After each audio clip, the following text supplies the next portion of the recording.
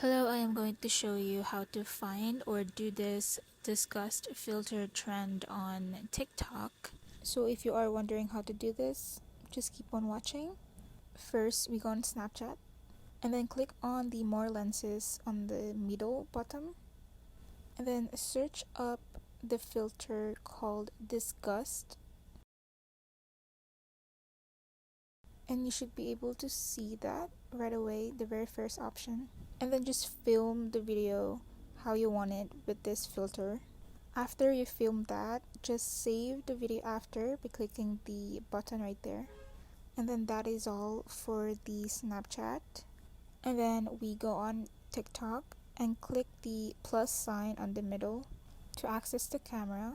And then click the upload to access your camera roll. And then find the video that you just filmed earlier with Snapchat. What we're doing here is just trying to post that video through TikTok.